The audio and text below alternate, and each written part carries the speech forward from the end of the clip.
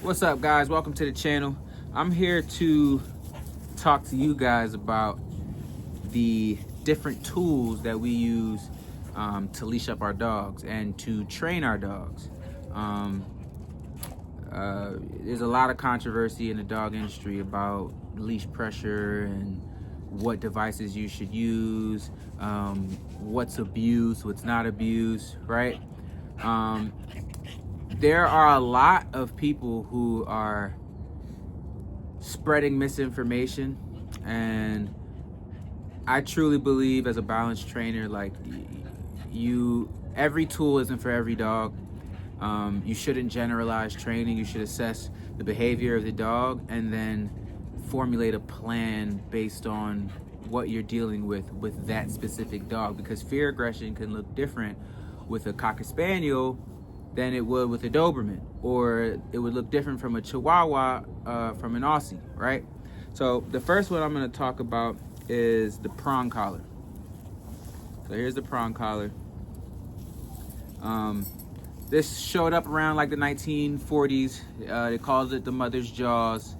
It's supposed to mimic when the mother or alpha dog, pack leader, whatever you want to call it, delivers a correction nip, which is like a bruise bite. It's not meant to break skin or injure the dog at all, just to pretty much get their attention, or for them or to break overstimulation, right? So that's why they invented it. Okay, 1940s. You can look everything up too as well. I'm on Google. So you'll go in the store, you'll see big thick ones, you'll see skinny ones, you'll see numbers on there, measurements. The measurement is the gauge. That means it's the measurement of how big this circle is right here. So the circumference of the circle here, that's what those numbers mean. That's what the measurement is. So it's letting you know how big the gauge is, so that you know what you need for your dog. So this would be for like a thicker necked, thick fur kind of dog, something this big. And then of course, for a smaller dog or for a shorter haired dog, you would get something much thinner. So this, in my opinion, shouldn't be used for like basic obedience and things like that. I believe that this is for our truly dominant dogs who most trainers don't like to deal with. So that's why a lot of them don't like this. And then the other thing is people misuse this tool a lot and end up injuring dogs.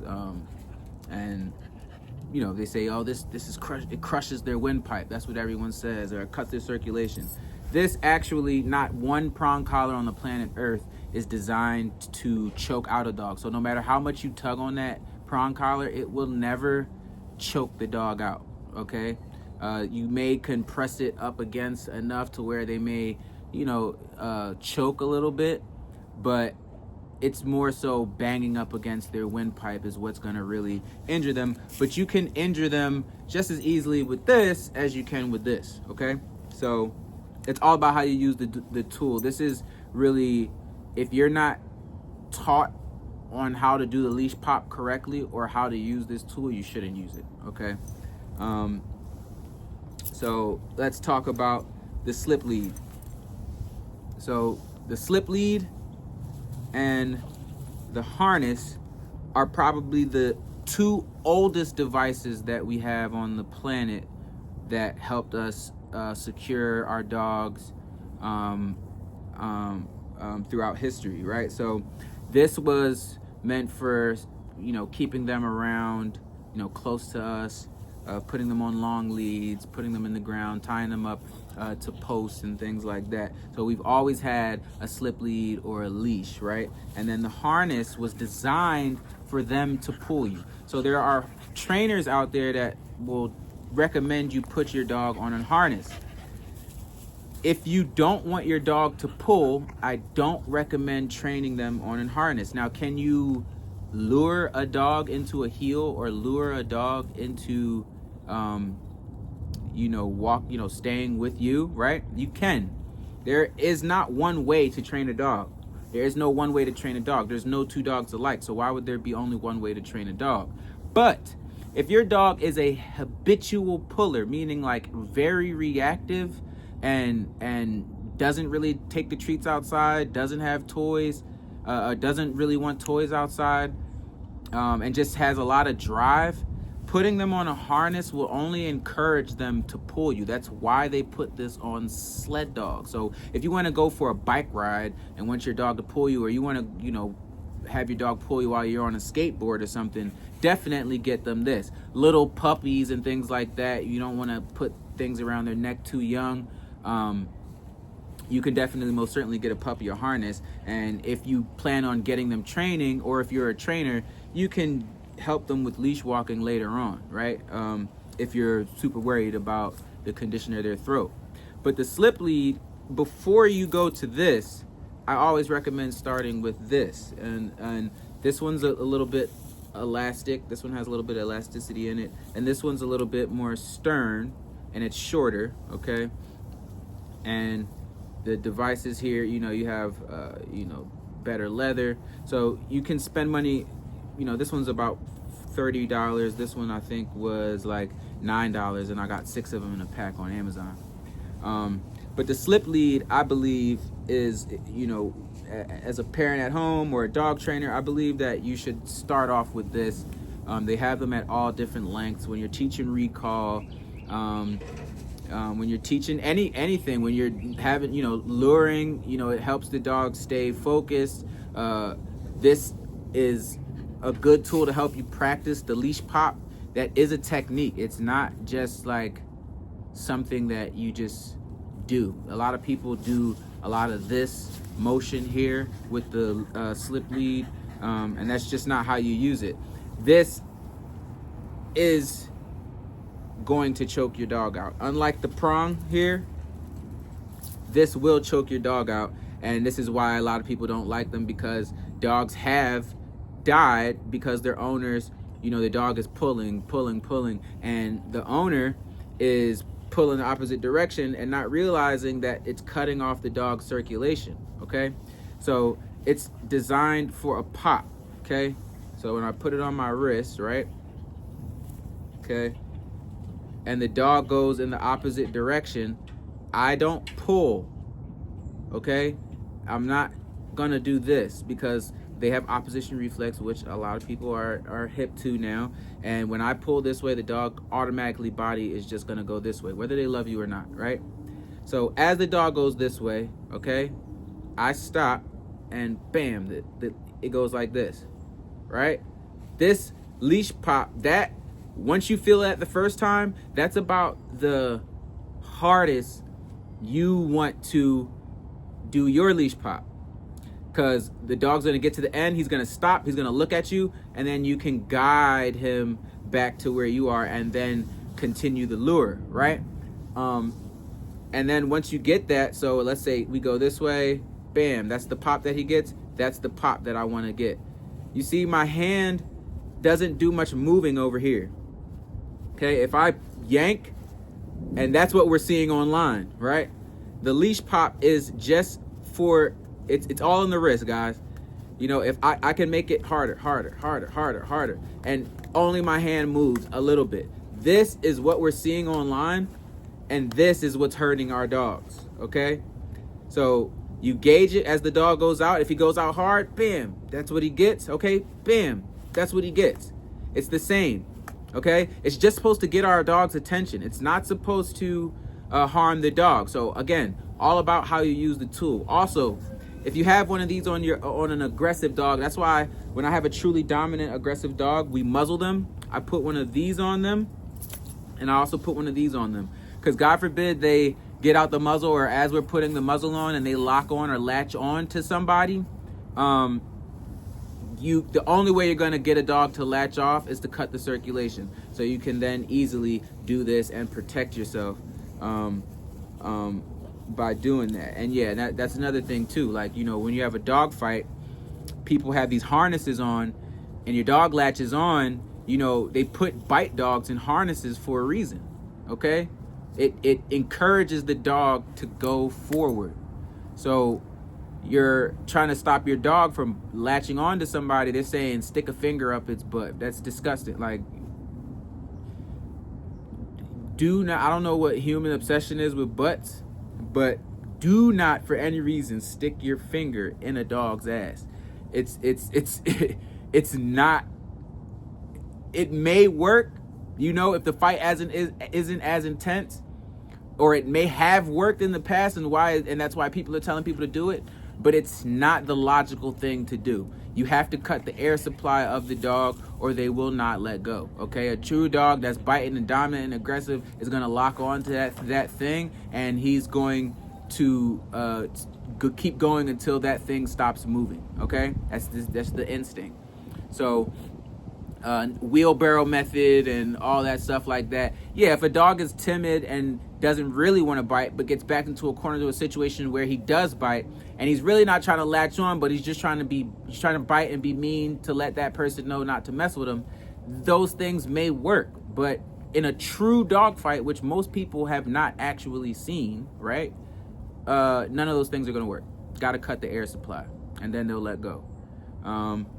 But yeah, guys, we have other little tools here. This thing here is almost like a slip lead. They have chain versions of these. Don't buy them. This one does pretty much what the chain does, except that the chain, that they built that to discourage the dog from biting the collar or leash. It doesn't discourage them. They just get injured. Their gums bleed. The chain pressing against their neck with leash pressure and different things like that. It doesn't work, and it can crush their windpipe, and it does. Sends a lot of dogs to the hospital or to the vet every year. So don't get them. If you do get something like that, something like this, or a material more like the slip leads would do just fine, and then you can attach your regular leash to this side, and this would work basically the same way as a slip lead. Okay, the only thing is it's not as heavy here, so it doesn't fall as reliably, but once it's in place, it stays in place pretty well. Doesn't go too far down. Unlike the slip lead, it'll drop down and use gravity to loosen or tighten. So bam, once it's tightened, it's on there, and you use this basically the same way like the slip lead. You get that good pop going. They get to the end of the leash, you feel the pop, and you use your wrist, all in the wrist. No arms, no elbows, no shoulders, guys, all in the wrist. That's the leash pop. That's it. My hand doesn't move. We don't want this. Okay, let me let my hand go dead here. We don't want this. Okay, that's gonna hurt your dog on any device you use. Collars like this, kind of same deal. You attach it to here. Okay, this tightens or slackens. Okay, you attach the leash onto here, and I had like a leash, but I didn't bring it out. But same kind of deal. I can make a mock leash here.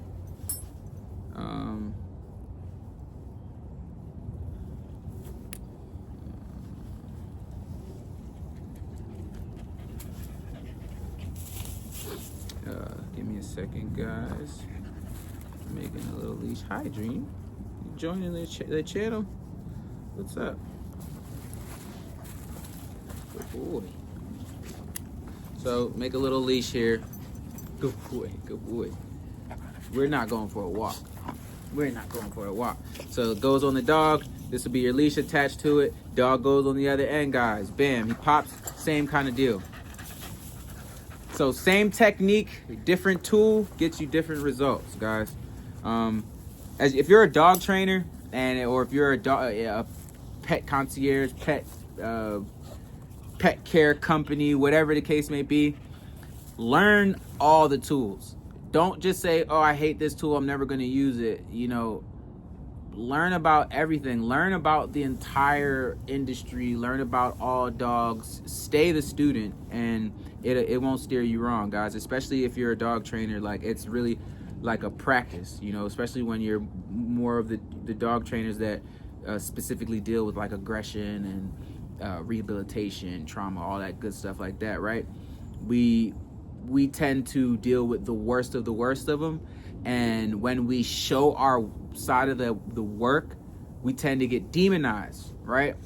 And we get demonized by the people who just won't deal with these dogs and basically are advocating for them to be put down. Because if you won't work with them and they can't go in anybody's homes and the shelters can't hold them anymore, what's going to happen to them? They're going to get put down.